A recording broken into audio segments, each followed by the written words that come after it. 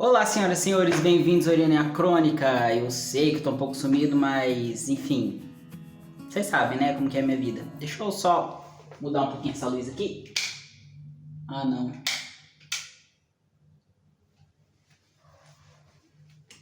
Tá boa, mas não tá tão boa assim. Tá, mas beleza, vamos lá. Hoje eu tinha em vista alguns vídeos para fazer sobre uma determinada saga, porém eu não estou na casa dos meus pais, que é onde estão meus livros. Eu tô aqui na minha casa e meus livros estão todos lá.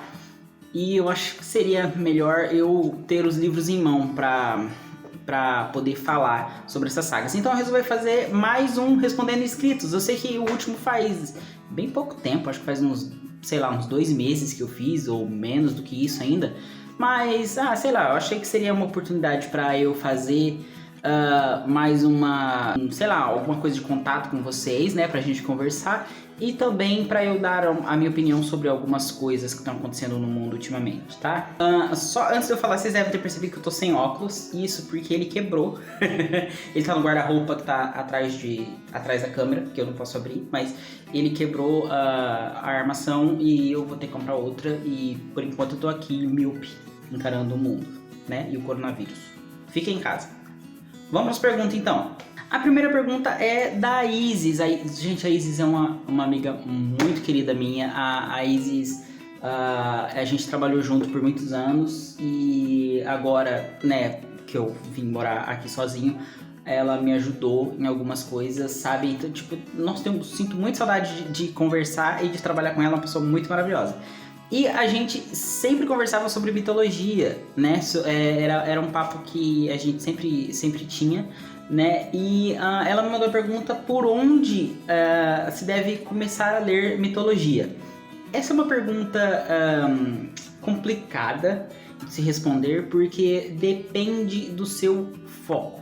Por exemplo, se você está querendo ler para estudar realmente mitologia e você tipo quer começar do zero, eu lembro de um livro que eu li na época da escola. Eu acho que era o Livro de Ouro da Mitologia. E no caso eu tô falando mitologia grega, tá? O Mikael, eu acho que ele fez resenha desse livro uma vez. Heróis, Deuses e Monstros da Mitologia Grega, uma coisa assim. E é o livro de ouro da mitologia e Heróis, Deuses e Monstros é o subtítulo, né? E ele contava de uma forma assim bem didática sobre as histórias na mitologia, né? Eu não sei se ele oferece assim uma forma mais explicada sobre a genealogia dos titãs, e aí chegam os deuses gregos, e aí tipo assim, tem os olimpianos e os filhos, os deuses menores. Eu acho que não vai ter assim tão explicado, né? Mas é um bom livro, que eu saiba é o único livro assim mais didático que eu já li. De resto, né, eu fui vendo através da internet e tudo mais. Agora, se você está querendo ler para se divertir mesmo, para embarcar nesse mundo, eu sugiro, né, Percy Jackson, que é uma saga enorme, mas ela coloca as coisas de uma forma mais coesa. Ela vai ensinando sobre a mitologia, mas com todo um pano de fundo das histórias e tudo mais, tá? Gente, desculpa ali a porta, não tem porta, né? Eu moro sozinho, como vocês sabem, e tipo, essa parte aqui não tem porta, só um corredor. Aí eu cozinho. Segunda pergunta, essa foi mandada. Todas as perguntas foram mandadas no Instagram, tá? Do Underestimated Soul. Eu não sei o seu nome, só sei o seu negócio aqui, tá? E ele me perguntou se além de ler eu tenho outros hobbies. E eu já tive mais, né? Eu tinha um teclado, então eu tocava bastante em casa. Eu também toco violino, então tipo, eu costumava praticar bastante em casa, mas agora eu tô muito preguiçoso pra essa parte. Muito mesmo. Que mais? Realmente eu não sei. Mas agora que eu moro sozinho, né? Sempre que eu tenho oportunidade, assim, eu não gosto de comida pronta, sabe? Simplesmente comida que você compra congelada e bota no micro-ondas e come. Ou miojo, por exemplo, em casa aqui raramente tem, né? Uma outra vez que às vezes eu tô com um pouco mais de preguiça. Mas eu gosto de cozinhar, né? Inclusive eu tenho um nhoque que eu fiz ali que virou uma maçaroca. Porque ele virou uma massa. com o molho de carne moída que eu fiz, mas dá pra comer, né? Enfim, eu gosto de cozinhar, é uma coisa que eu mando razoavelmente bem. Não passo vergonha não, nem fome. Graças a Deus. O @beijinho17, eu não sei seu nome também, tá só ali como tá no Instagram, me mandou 2 perguntas, vou responder as 2. A primeira pergunta é: qual foi o primeiro livro meu que foi favorito? Primeiro livro meu que foi favorito, acho que quando eu já falei várias vezes, até já virou clichê já de eu falar, que o primeiro livro grande que eu li na época da escola, acho que foi lá para 2006, 2007, foi As Crônicas de Nárnia, e que é o meu favorito até hoje, né? Eu já li acho que eu já li 4 vezes. Antes dele, eu não lembro, assim, de outros livros que foram, assim, meus favoritaços. Eu lembro de O Reverso da Medalha, mas O Reverso da Medalha eu li depois de As Crônicas de Nárnia. E, deixa eu ver, o que eu li mais ou menos na época das Crônicas de Nárnia foi Mundo Sem Fim, faz muito tempo. E O Grande Labirinto, foram livros que eu li na biblioteca da escola. Mas eu acho que Nárnia foi provavelmente o meu primeiro favorito. E a segunda pergunta que ela mandou foi o primeiro livro que eu comprei no sebo. Eu nunca tinha entrado numa sebo, numa loja de livros usados, né? E foi o primeiro livro que eu comprei para começar a minha coleção, que foi O Senhor dos Anéis, volume único. Eu já tinha lido ele em PDF e eu queria o volume físico. Eu lembro até que eu comprei O Senhor dos Anéis, volume único, e eu comprei Eu Sou o Número 4. Foram os 2 livros que eu comprei que foram que começaram a minha coleção. Próxima pergunta, é da Gláucia! Da Gláucia, do Alegria Literária. A Gláucia, parabéns pelo todo o sucesso que eles estão fazendo. Eu amo muito eles do Alegria Literária, tenho muita saudade de gravar com eles. E assim que acabar essa quarentena, eu quero, assim que for possível, gravar com eles. E tô pensando em ir até lá na casa deles pra gente gravar junto. Vocês sabem que eu comecei aqui todo esse rolê do YouTube por causa deles, né? Então, inclusive, se você não é inscrito, vai lá, se inscreve na Alegria Literária. Tem vários vídeos meus lá. E eu acho que eu sou muito mais divertido quando eu tô com eles do que quando eu tô sozinho. Eu acho que quando eu gravo sozinho eu sou um pé no saco, mas quando eu tô com eles é incrível. A pergunta da Glaucia é: o que eu acho da versão do livro do Crepúsculo com o Edward? No caso, ela tá falando do Sol da Meia-Noite. Pra quem não sabe, Crepúsculo foi o último lançamento, acho que foi lá pra 2009, né? Eu acho que foi por volta disso. E logo depois que lançou, a Stephenie Meyer, ela disse que ela ia lançar um novo livro contando a história de Crepúsculo pelo ponto de vista do Edward. Aí vazou uns capítulos, eu não sei se alguém fez de má fé ou se foi por acidente, o que foi que aconteceu na época. Mas ela desistiu e agora, sei lá, 12 anos depois, ela resolveu lançar de verdade esse livro, Sol da Meia-Noite. Ela mudou algumas coisas, mas ela tá lançando.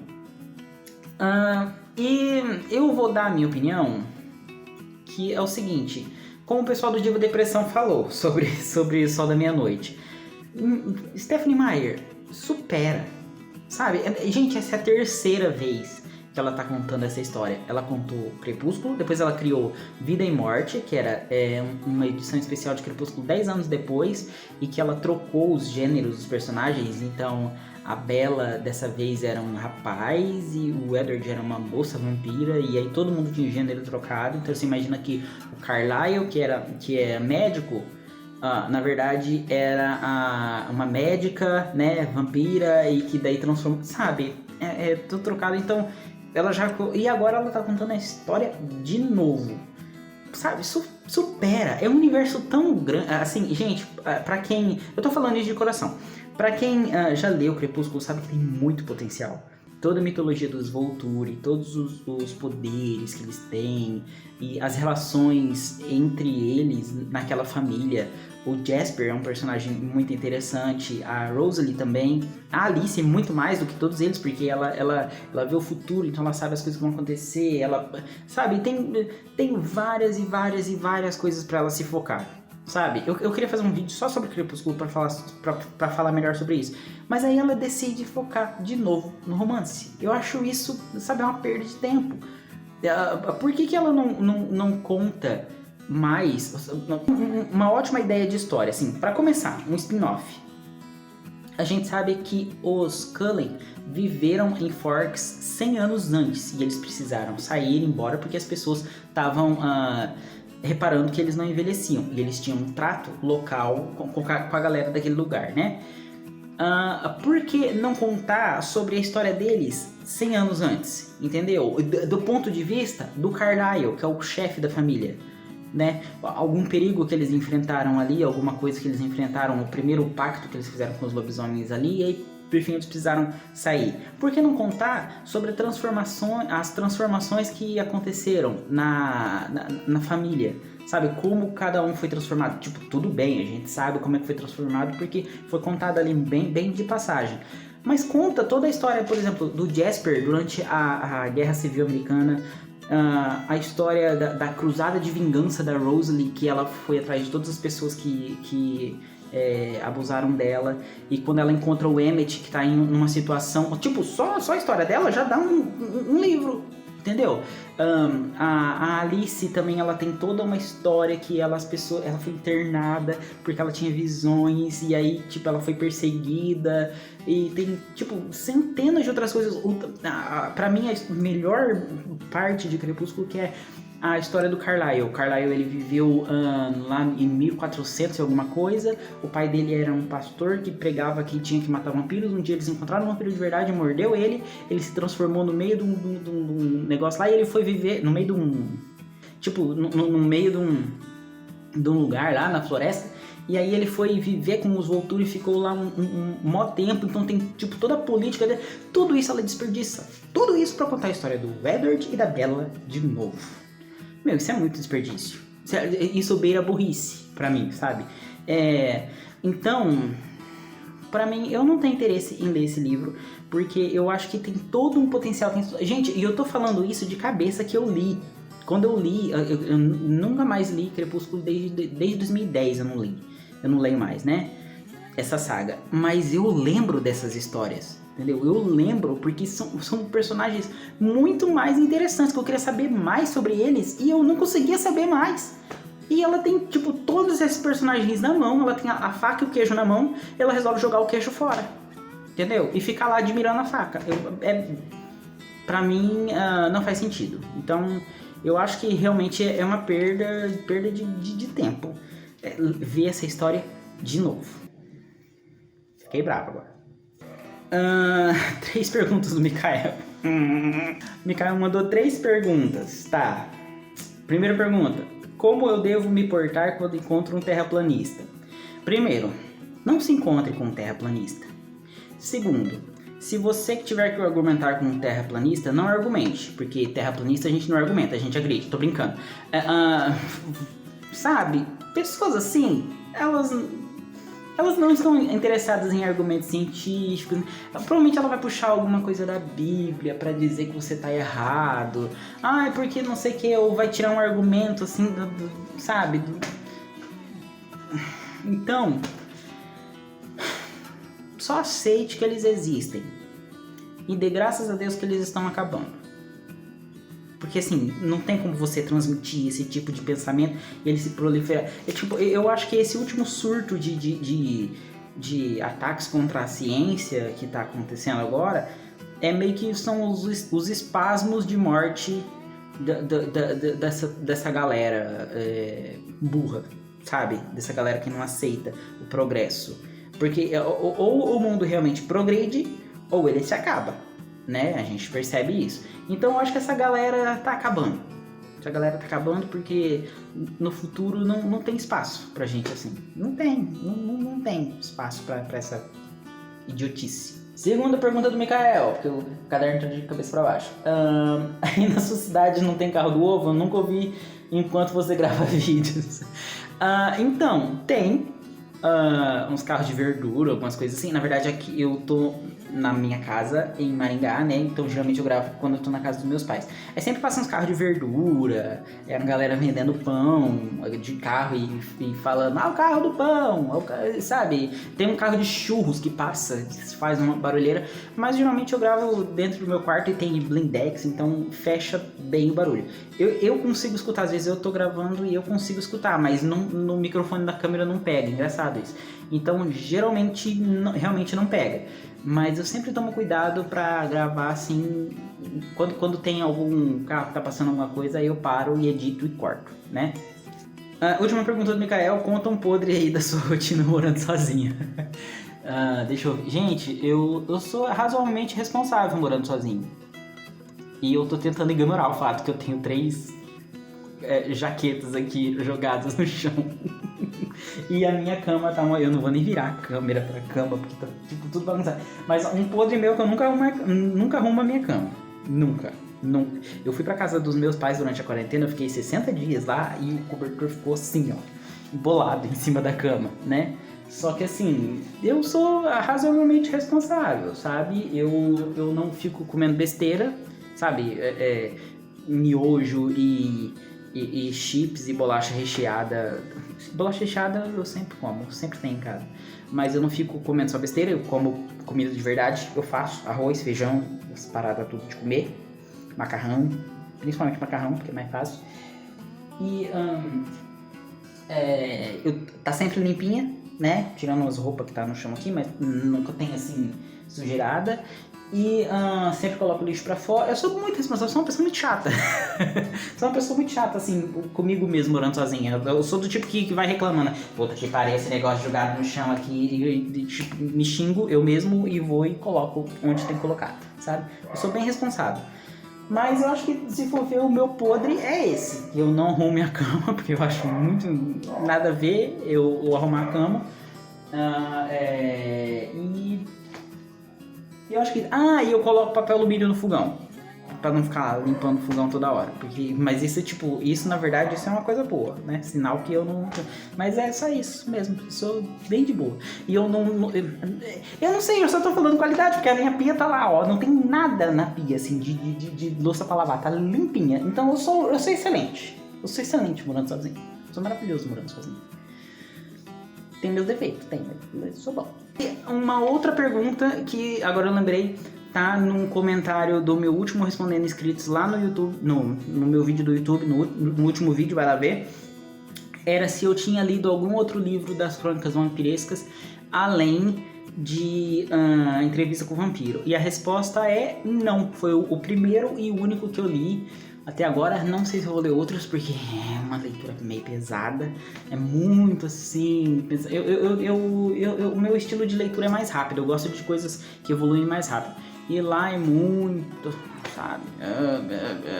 Eu fiquei meio... né? Mas... vamos ver se eu vou ler. Pelo menos, eu vou tentar ler, pelo menos, Vampiro Lestat e A Rainha dos Condenados. Vou tentar.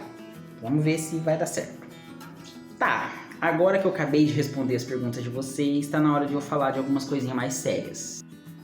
Recentemente a gente viu toda a polêmica que tá rolando com a nossa querida J.K. Rowling, né, a escritora de Harry Potter.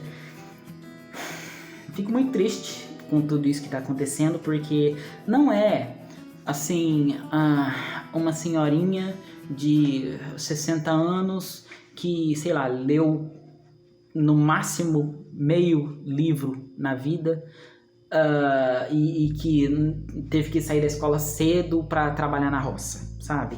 É uma escritora bilionária com milhões de fãs, bilhões na verdade, se a gente for ver, ao redor do mundo e, né, uma pessoa com todas as chances de se informar melhor. E para quem não sabe, a J.K. Rowling teve algumas opiniões transfóbicas no Twitter recentemente.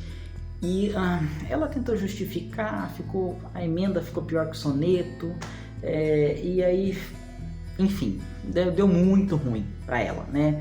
Daniel Radcliffe se posicionou, Emma Watson se posicionou, a própria Warner, né, que é a produtora de Harry Potter se posicionou.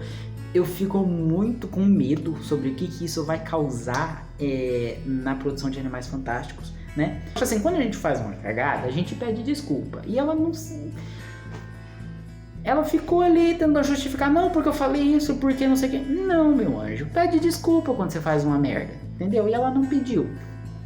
Então, a minha opinião sobre isso é o seguinte. Gente, eu sempre vou ser fã de Harry Potter, eu sempre vou ter os livros, vou comprar. Quero substituir todas as minhas versões escritas pelas versões ilustradas, né? E quero doar minhas versões escritas, porque eu acho que mais pessoas precisam ter acesso, novas gerações precisam ter. E a minha opinião é o seguinte: J.K. Rowling, ela tem essa questão do preconceito dela, mas isso não eu ia falar denigre, mas também não é uma expressão adequada, porque, né, tem todo um contexto histórico nessa expressão, mas o que ela fez não suja a imagem de Harry Potter, da saga, né? A gente não vê esse preconceito que ela externou no Twitter na série, da saga, nos livros e nos filmes, né? Então, por favor, não misture as coisas. É isso que, assim, a minha opinião. Eu não acho que a opinião da autora piore, né, ou suje, ou de qualquer forma estrague a experiência da saga, da história, sabe? Tem lições muito valiosas, o Dumbledore é um personagem incrível, a Hermione, olha o que ela fez, né? Com toda a questão da Hermione, toda a jornada que ela teve de ser uma pessoa que nasceu numa família que não tinha nada a ver com aquele universo, ela nasceu numa família trouxa e ela se tornar quem ela se tornou no final, né? Então, tem arcos incríveis de personagens que quando a gente, né, eu ouço muita gente falar assim, agora tem gente que tá querendo apagar a tatuagem de Harry Potter, gente. Não, eu não sou mais fã porque a escritora falou isso, aquilo outro. Eu acho que Harry Potter, ele transcendeu a autora. Ele já não é uma história mais que tá conectada a ela, entendeu? É uma história nossa, entendeu? Já deixou, a partir do momento que ela publicou e nós adotamos aquilo como uma coisa da nossa paixão, é nossa, entendeu? É uma coisa que tá publicada, é uma coisa que sabe, eu acho que assim, se você realmente tá dizendo que vai deixar de ser fã porque ela falou determinadas coisas, eu peço que você ressignifique o que é ser fã, o que é gostar, o que é ter no seu coração essa história, sabe? Então, porque se o amor que você tem pela saga é realmente tão grande quanto você diz, não vai ser nem mesmo a autora que vai te fazer deixar de gostar. Então, é claro que você tem toda a liberdade para tomar a sua decisão, se você quer continuar gostando ou não gostando, se você quer apagar a tatuagem, queimar os livros e jogar fora as coisas que você comprou. Mas assim, eu acho realmente que você precisa parar para pensar que toda a história vai além dela, né? Vai além de tudo que ela fala. Assim como você ser fã de Stephen King, se ele fizer uma besteira, falar uma besteira, você de repente vai falar assim, não, eu vou deixar de ver tudo, olha tudo que ele já escreveu, entendeu? Tudo que ele já passou, né? Então, por favor, pense bem sobre ao que você vai dar atenção. Eu acho que é isso. Eu até já falei demais, talvez eu tenha falado o suficiente para me comprometer, mas eu acho que são coisas que a gente precisa estar sempre aí, são coisas que estão em evidência, a gente precisa estar sempre falando, sempre estar lembrando vocês e sempre estar dizendo as opiniões. Se você concorda comigo ou discorda de mim, pode falar aí nos comentários, a gente vai estabelecer aí um canal de comunicação, porque como diz, eu gosto muito de acompanhar as coisas que a Rita Von Hunt fala, né?